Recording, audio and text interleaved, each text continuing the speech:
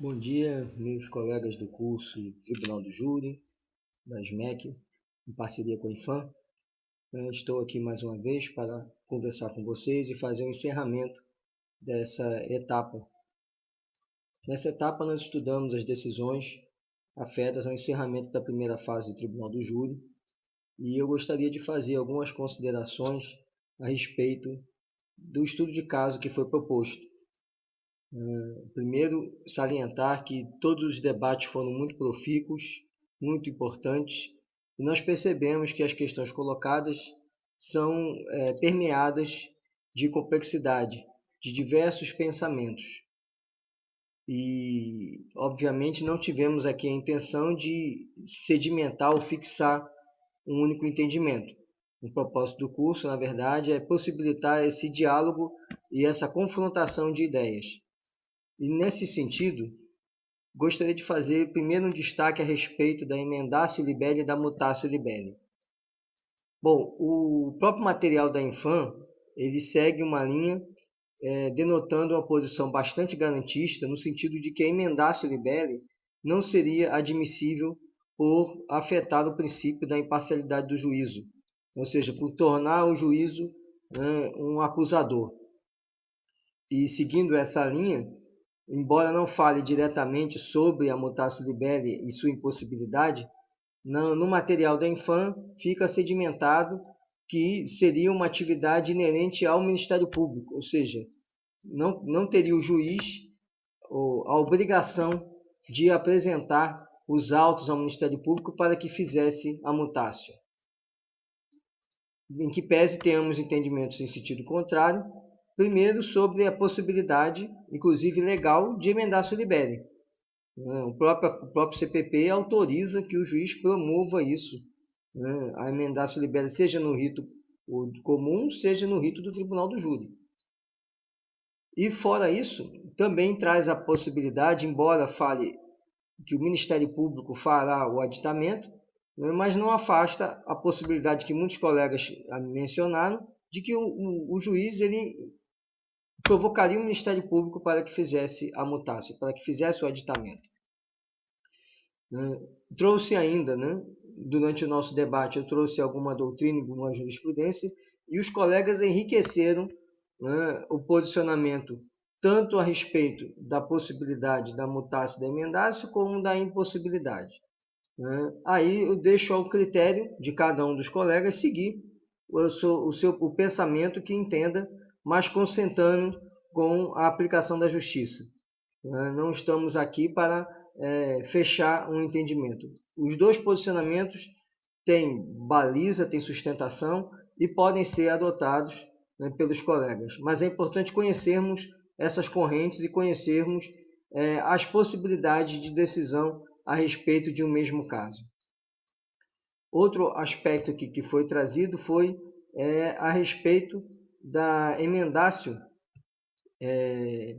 no caso da crueldade. Discutiu-se muito, da mutatio na crueldade, discutiu-se muito a crueldade.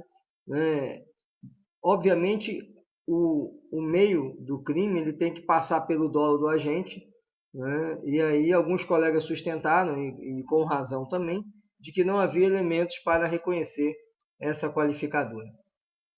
E quanto à questão do motivo fútil e motivo torpe, até expliquei num dos comentários que fiz, o objetivo foi trazer essa discussão, não porque fosse o escopo do nosso curso, mas porque muitas vezes no plenário do Tribunal do Júri, e a prática pelo menos me mostrou isso, que toda vez que você tinha uma qualificadora de motivo fútil ou de motivo torpe, a defesa sempre tenta dizer que essa qualificadora foi indicada de maneira errônea. E tenta indicar que, na verdade, não há motivo fútil, e sim motivo torpe, ou vice-versa. Isso com a finalidade de quê? De dizer para o jurado que ele não pode reconhecer a qualificadora. Como eu comentei, é óbvio que caberá ao Ministério Público fazer a sustentação em plenário e defender a incidência da qualificadora. Mas nós, como magistrados, temos que ter a preocupação que, no momento da quisitação, temos que formular as orientações aos jurados, as explicações. E aí é importante a gente trazer conceitos bem sucintos para que nós possamos explicar rapidamente, sem também demonstrar o nosso entendimento sobre essa qualificadora. Então, não podemos externar, no caso concreto, nossa opinião, mas precisamos explicar aos jurados, né, sobre a qualificadora. E isso, às vezes, é um tanto quanto difícil, porque o jurado é leigo e nós temos que buscar uma explicação bem simplória para trazer para ele um conhecimento, um conceito jurídico. Então, o objetivo foi muito mais fomentar. Sem dúvida que, no caso aí, a coisa caminha, né, e deixa bem claro que é uma futilidade, não um motivo torpe. Mas eu quis só fazer o contraponto para a gente sinalizar essa importância de observar isso no momento do plenário do Tribunal do Júri.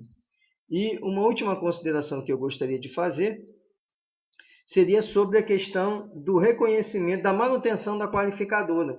Né? No caso, aí usei a qualificadora da surpresa. Né? E o nosso material da Infam também traz dois entendimentos bem díspares.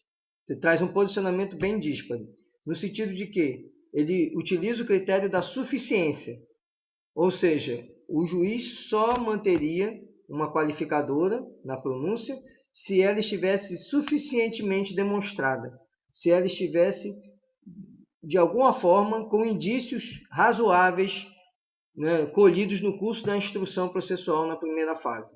Né? Por outro lado, temos bem sedimentado também, na jurisprudência, na doutrina, o princípio de que nessa fase figura, né, o indúbio pro societate. Ou seja, na dúvida, mantém-se a qualificadora, né, ainda que não houvessem elementos, né, que trouxesse o indicativo de suficiência da manutenção dela.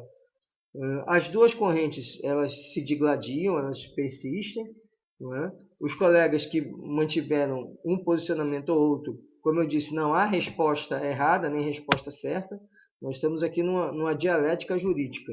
Né? Mas é importante observar que uma boa parte da doutrina, inclusive o material da Infam, sustenta que não caberia mais o princípio indubio pro societate no que tange às qualificadoras, e sim deveria ser observado o princípio da suficiência, no sentido de que devem haver elementos suficientes para justificar, né, a manutenção daquela qualificadora na pronúncia. Embora, como eu disse, o indubio pro societate ainda também tenha eco, e né, o argumento de que, né, quem decidirá se existe ou não elementos para aquela qualificadora é o plenário do Tribunal do Júri, é o conselho de sentença. Ele é um fundamento, um pensamento que ainda tem muita força ainda na doutrina e na jurisprudência. Bom, aqui então encerro aqui nossas colocações sobre essa etapa. Convido-os para prosseguirmos na nossa quarta etapa, nossa apostila 3 e vídeo 3 a partir de amanhã, né? Agradecendo a todos mais uma vez o acompanhamento, o estudo e o enriquecimento que todos estamos obtendo a respeito da matéria do Tribunal do Júri. Muito obrigado e bom dia a todos.